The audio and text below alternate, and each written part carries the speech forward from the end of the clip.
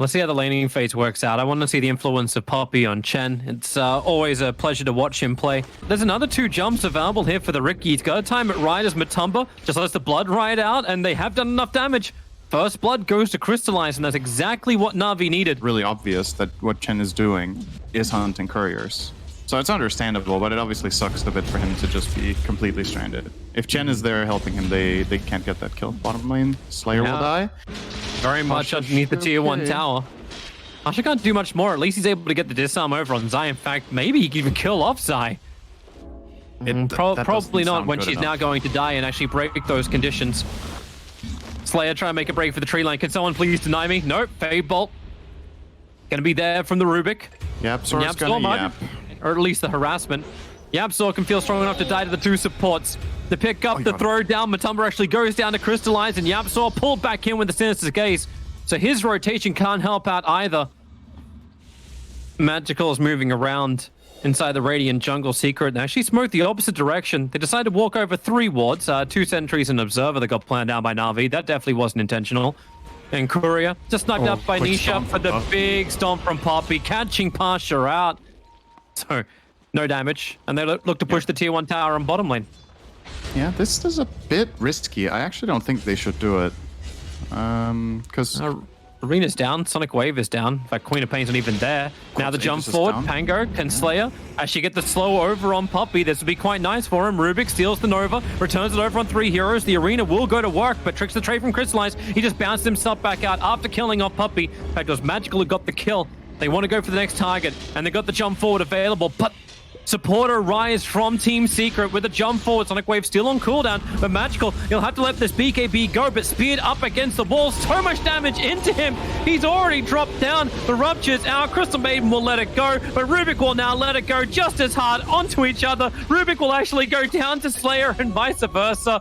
Matumbaman is at full speed, and Navi, they're almost all dead. Lich completes the TP, barely. Monster's BKB, this kill is not happening. They're trying to set it up. It's just not happening. You're right, like, you can't even chain stun him. He's not near, like, multiple cliffs.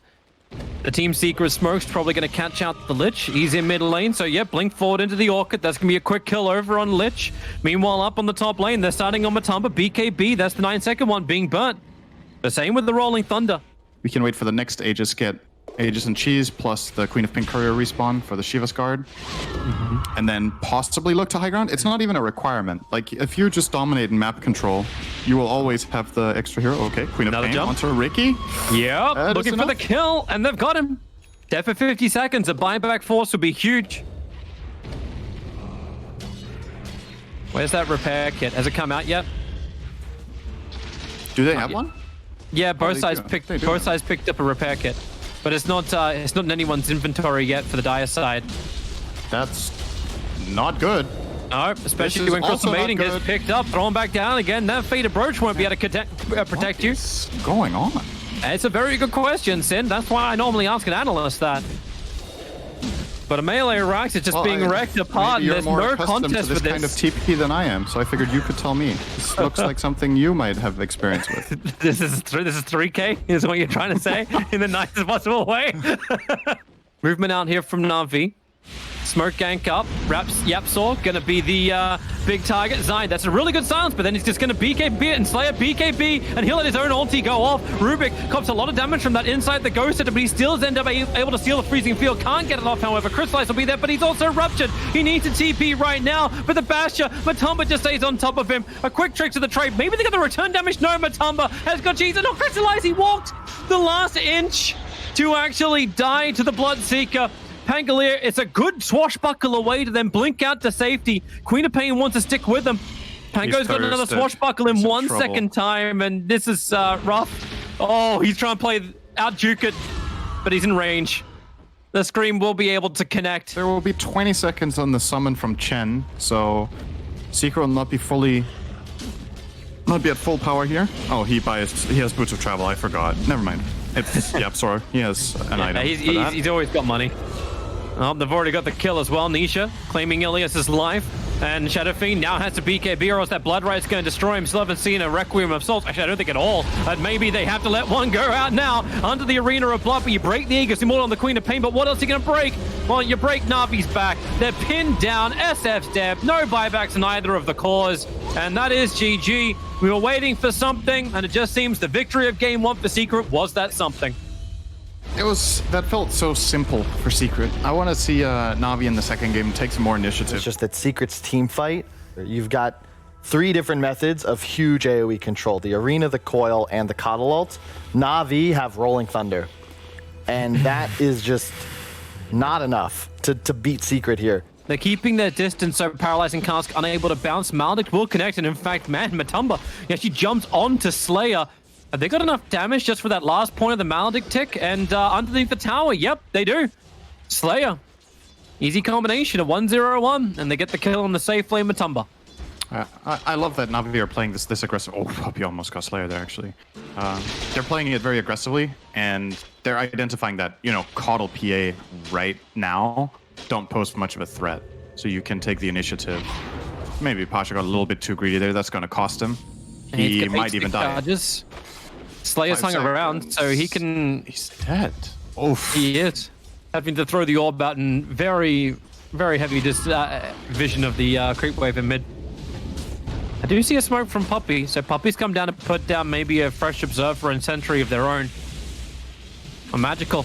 Staying on top of Nisha, you'll lose Rubik on the bottom lane. Despite Morph having good farm, I think if you're Mars here, you're happy. You're actually still neck and neck with Morph on CS, so that's really good. But, oh, he got level 6. They were not ready for that one. Yeah, Arena comes down from Zai and Crystallize. Oh, now he doesn't really show he can survive through all of this. That's definitely not great. And now Zai's going to get ready to try and do his own fight. Poppy, Blind Light, pushing them back. Pasha, able to get the damage and the disarm. Just one last scream from Magical will do the work. Zai, remember, he's got Arena of Blood already back up again, ready to fight. Looking to lock in the Queen of Pain, pinning her up against the wall with a spear. Rolling Thunder coming in from Pasha, creating more space for Magical, who had 1 charges, as well as the infused raindrops to give him the cover. Yapsaw goes down. Trading his life for Coddle is awful. He really doesn't want to do that. Especially a Coddle who's already 0 for 3. But they'll 3-man smoke up. They're hunting Phantom Assassin, trying to hide inside of a blur and farm up Ancients, but the Rolling Thunder Pango got to hit the right timing. And with the Thunder, Shield Crash in and Disruptor Storm. You asked for them to control at Matoma, that's exactly what you got, and an Ironwood Tree just for good measure. Puck wants to get something of her own. Sonic Wave available, Glimpse, Yapsaw, get the hell out of here. He stole Shadow Strike, they're trying to bring in more players. A quick jump away from Puck, but the Sonic Wave will connect. Now it's 2 cores going the way of Navi. Helps him kill the Coddle ult as well if he mantis off the blinding light. It's great aggressive vision. They're on Swashbuckle won't connect. They're going to go in the Rolling Thunder. See Mars beginning his TP in, but that's a great storm catching Zai on the end of his TP. They're actually going to glimpse him away just in case. Rubik will arrive with the paralyzing cast, catching Morphling for the moment. Same with the Will-O-Wisp. Queen of Pain having to wait out the Dream Coil before she can blink out. They're trying to push her away with everything they've got, and they're able to do so. So they have naturally more map control right now. Posh. Rolling Thunder. Zai.